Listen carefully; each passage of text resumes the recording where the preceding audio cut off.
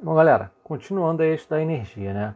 Nós já vimos que o que é energia, né? Já viu o que é o trabalho, já viu a relação da energia com o trabalho, no teorema do trabalho-energia, já viu o que é energia mecânica, né? E já viu também o que é a ideia de conservação de energia, né? Que a energia não pode ser criada nem destruída, é só transformada. E aí, o que é importante a gente reparar agora? Olha só, a gente estudou na última aula sistemas conservativos, né? Que a energia realmente ela não vai ser dissipada. E agora a gente vai ver os casos que a energia é dissipada.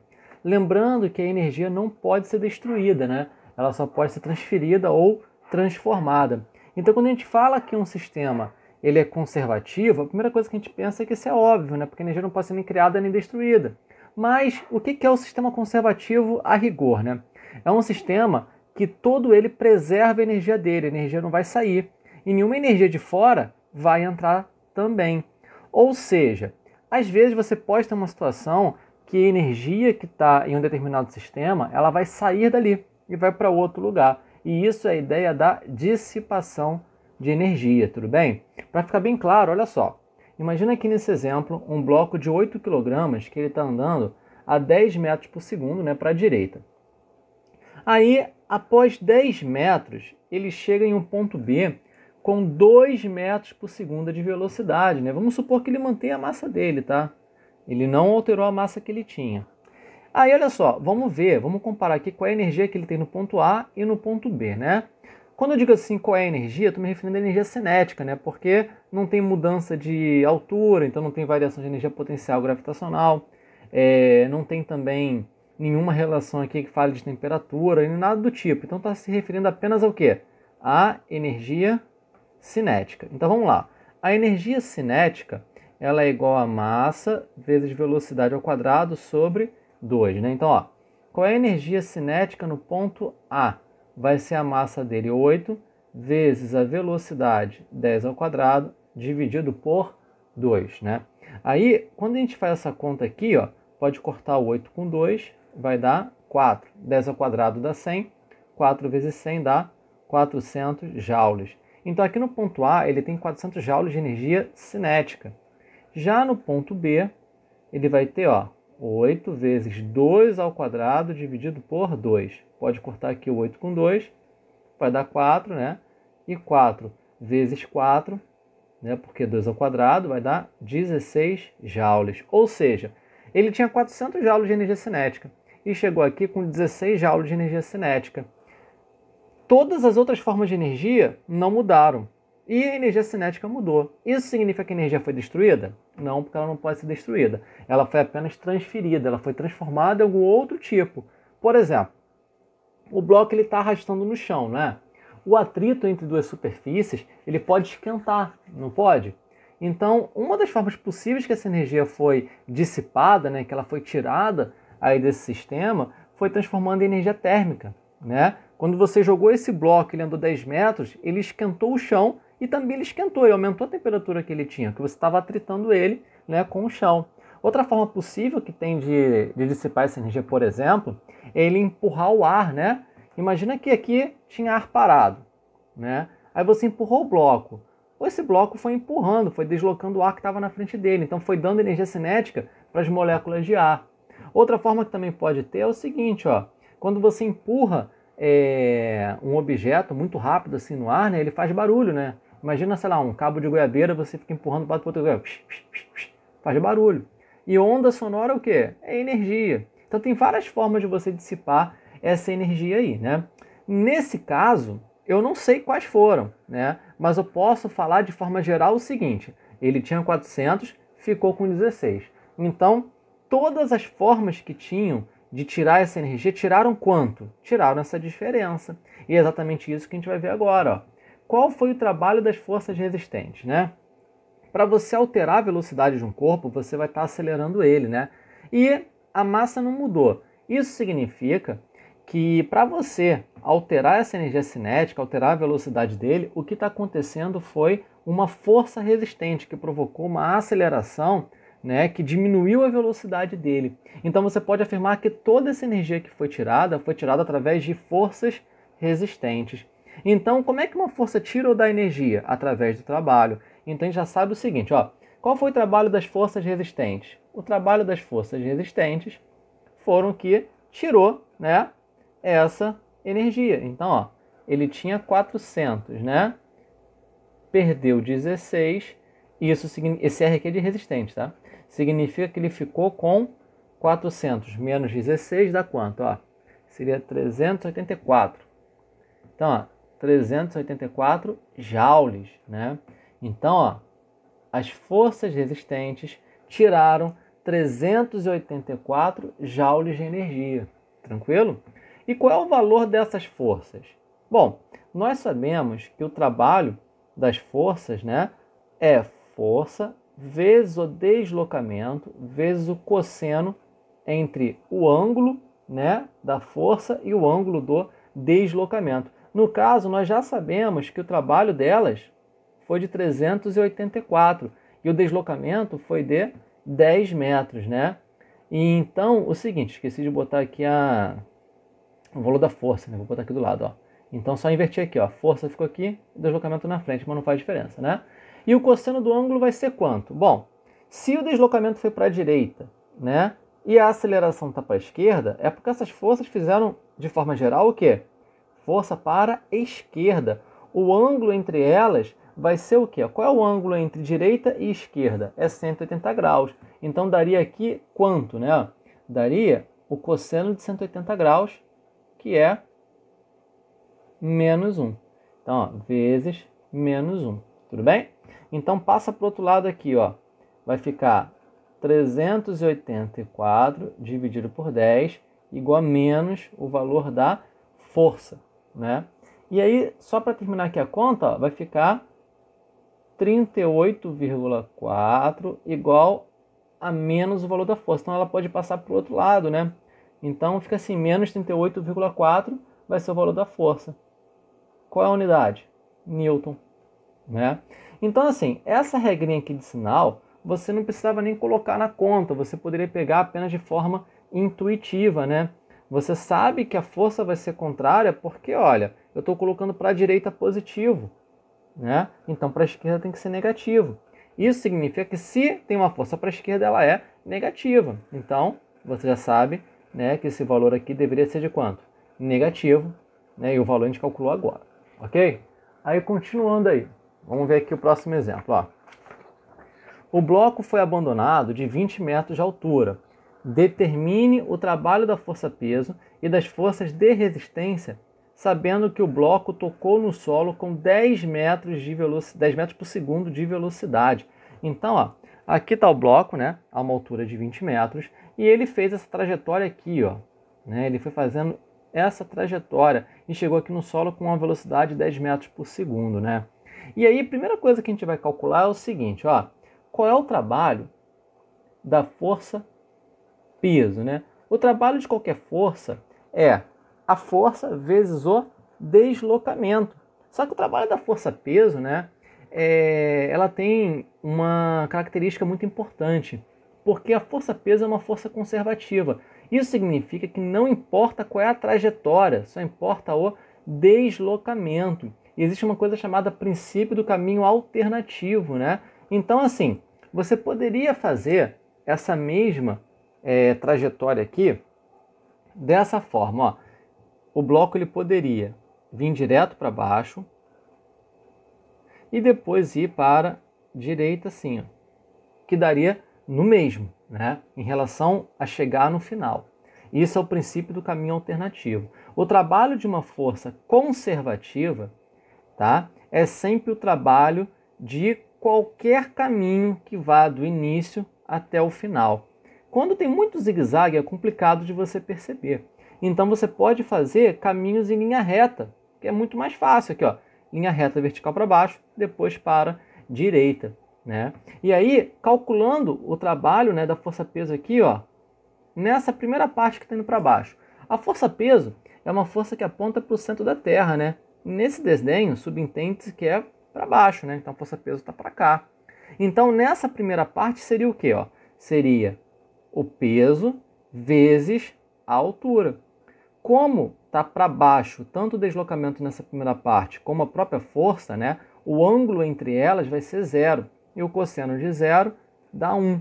Então, na prática, né, essa primeira parte, o trabalho vai ser quanto? Apenas o peso vezes 20, vezes a altura, né? Porque multiplicar 1 por 1 não faz diferença, né? De forma geral, sempre que você tem uma força que está apontando para o mesmo sentido do deslocamento, você só precisa multiplicar trabalho pela... só precisa multiplicar a força pelo deslocamento que você encontra o trabalho, tá? Então, essa primeira parte vai ser isso, ó, peso vezes a altura. E a segunda parte, ó, para ele vir desse ponto até aqui, imagina que o bloco estivesse aqui, ó, o peso estaria para baixo. Só que o ângulo faria quanto? 90 graus, né, para ir para a direita. E o cosseno de 90 é 0. Então, o trabalho da força-peso para ir daqui até aqui seria 0. Ou seja, a força-peso fazendo esse caminho aqui rosa teria aquele cálculo que a gente fez aqui, que a gente vai fazer aqui, mais 0 daqui, porque ela vai ser perpendicular, né? Então, na prática, o trabalho da força-peso seria apenas isso aqui, ó, essa primeira parte, que seria o peso, que é a massa vezes a gravidade, vezes a altura que ele caiu, né? Bom, e essa altura aqui é a variação da altura que ele está tendo, tá? Então, ó, o trabalho da força-peso vai ser, ó, a massa 2, a gravidade eu não sei quanto é, mas vamos aproximar para 10, vamos fingir que está na Terra no nível do mar, vezes a altura que é 20. Então, o trabalho da força-peso vai ser 2 vezes 10, 20 vezes 20, 400 joules, né? E aí, presta bastante atenção, o trabalho da força-peso não depende da trajetória, porque ela é uma força conservativa, tudo bom? Depende apenas da variação da altura. Lembrando que o trabalho de uma força conservativa é a variação da energia potencial gravitacional. Então, basicamente, você encontraria energia potencial gravitacional aqui e aqui. A diferença entre elas vai dar o módulo do trabalho da força-peso. Ou, de forma mais simplificada, o trabalho da força-peso é apenas o peso, que é massa vezes gravidade, vezes a variação da altura, ok? E aí, ó, primeira coisa que a gente calculou, trabalho da força-peso. Segunda coisa que a gente vai calcular aqui, ó, qual vai ser, né, o trabalho das forças de resistência, sabendo que ele tocou aqui no solo com 10 metros por segundo de velocidade. Então, olha só, a gente não precisa fazer esse cálculo que eu vou fazer, mas é só para a gente construir um conhecimento aqui, ó. Primeiro, qual era a energia mecânica, né, nesse ponto aqui, que eu vou chamar de ponto A? A energia mecânica no ponto A vai ser a energia cinética do ponto A mais as energias potenciais do ponto A. Como não tem mola, não tem força elétrica, a única energia potencial que tem aqui é a gravitacional em relação ao chão, né? Ele não foi abandonado, ó. Se ele foi abandonado, a velocidade inicial era 0. Então aqui ele estava parado. Então ele não tinha energia cinética nesse ponto. Então a energia mecânica no ponto A vai ser apenas a energia potencial gravitacional do ponto A, que vai ser a massa vezes a gravidade vezes a altura, né? E você vai ter quanto? Ó, 2 vezes 10, 20. Vezes 20 vai dar, ó, 400, né? E aí você repara o seguinte, ele tinha 400 joules aqui de energia mecânica. O peso, né, fez o quê? Deu para ele 400 joules de energia cinética através do trabalho, né? Isso significa que ele deveria chegar aqui com quanto de energia cinética? Com 400 joules, né? Que é o que ele tinha lá até no ponto A. Mas vamos calcular qual é a energia que ele vai ter aqui no ponto B. Vamos lá. A energia potencial, né? Ou melhor, a energia mecânica no ponto B vai ser a energia cinética do ponto B mais a energia potencial do ponto B, né? A gente sabe que no ponto B a altura vai ser 0 em relação ao chão, então não vai ter energia potencial gravitacional, né? Então ele vai ter apenas energia cinética. E aí, olha, qual é a energia cinética que ele vai ter no ponto B? Vai ser a massa dele vezes a velocidade dele, a questão deu, ó, 10 metros por segundo. É a velocidade quando ele toca no chão. Então, ó, vezes 10 ao quadrado, dividido por 2. Pode cortar o 2. Quanto que vai dar isso aqui? Ó? 100 joules. Então, olha que coisa bizarra. O que está acontecendo? Ele tinha né, 400 joules de energia. E ele chegou aqui com 100. Significa que a energia não se manteve constante, a energia mecânica não foi constante. Então a gente pode afirmar que isso aqui não é um sistema conservativo. Tudo bom? E aí, o que vai ser, né, o trabalho das forças de resistência? Você lembra que existe uma regrinha que fala da relação do trabalho com energia cinética, que é o trabalho da força resultante igual à variação da energia cinética, né? Então, olha só, se a força resultante ela estiver atrapalhando o movimento, né, você pode falar que a força resultante vai ser a soma das forças de resistência, né? Então, por exemplo, ó, qual vai ser o trabalho da força resultante aqui? Vai ser a variação da energia cinética. Energia cinética final. Qual é a energia cinética final dele? Ó, a gente acabou de ver que aqui era a própria energia cinética. Então vai ser, ó, 100 menos a energia cinética inicial. Mas lembra que ele estava parado? Então, a energia cinética, né, inicial era 0. Tudo bom? Então, olha só. De novo aqui em cima, ó. Essa parte de 100 é energia cinética final. Essa aqui 0 é energia cinética inicial, né? Então, vamos lá. Quanto que é 100 menos 0? Vai dar, ó, 100 joules. Então, a gente já está vendo que o trabalho da força resultante foi quanto? Foi de 100 joules. Tudo bom? Então, o que acontece aí? Ele variou a energia cinética que ele tinha em 100 joules. Ok até aí? Agora vamos lá, com bastante calma. O peso, ele ajudou a velocidade ou atrapalhou a velocidade? Né? O peso, ele ajudou. Né? Conforme o bloco foi caindo, o peso foi transformando, né, a energia cinética, potencial gravitacional em energia cinética através do mecanismo do trabalho. Só que o peso deu 400 joules, né, de energia, tá, para o bloco. Mas ele chegou lá embaixo apenas com quanto? Apenas com 100. Ou seja, o trabalho de todas as forças, né, que tinham deu apenas 100 joules de energia para o bloco, ok? Se o cara deu 400, ele chegou apenas com 100, ele perdeu quanto? Ele perdeu 300, né? Se ele perdeu 300, significa que o total do que foi tirado dele foi 300. Então, o trabalho das forças de resistência vai ser de 400 que foi dado menos 100 que foi tirado. E vai dar quanto?